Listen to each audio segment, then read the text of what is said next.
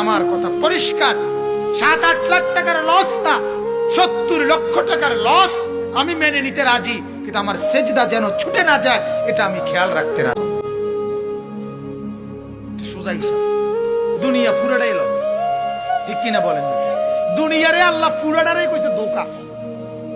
আজ ছেলেরা কই সেই দিন রাতেও সন্তান যাই কান্দাকাটি করুক, রাত হইলেও ভাত ঠিকই খায়।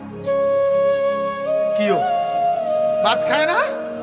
পরের দিন নাস্তা তোর বাপের লেগে দুঃখিত, ভাত খাস খা।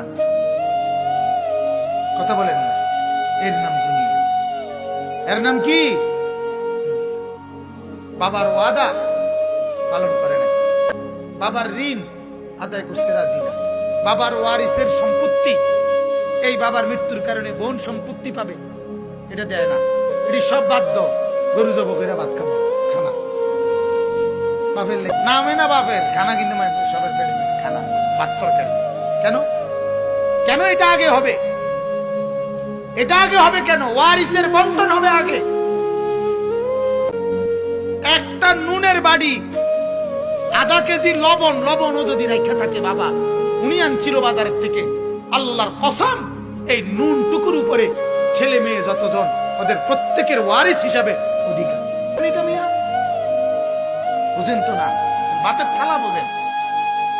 ওয়ারিস শুধু জমির উপরে হয় না, বাবার স্থাবর অস্থাবর সবকিছুর উপরে ওয়ারিস। একটা নুনের বাড়ির উপরে ওয়ারিস। আমরা এটা পালন করি, কথা বলেন না কেন?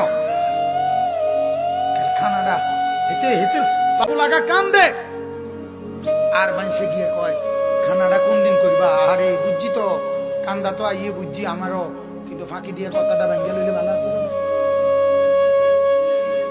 হ্যাঁ, খানাটা কোন দিন করবা? আরে বুঝছি বুঝছি ডাকাত, তুই তো বাতে না টুয়াইতে আস না, টুয়াস বেটা।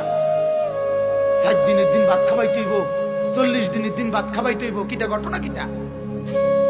ভাতের উপরে এত চাপাচাপি বলেন না মিয়া? হ্যাঁ, এটা আজ যে বেঙ্গেলে জানাজার মাঠে কইয়া নাও খানাটা কোন দিন করবা। হ্যাঁ, খানার উপরে কোনো ওষুধ নেই, কোনো ওষুধ নেই, খানাটাই বড় ওষুধ। ওষুধ খাইলে খাইলাম।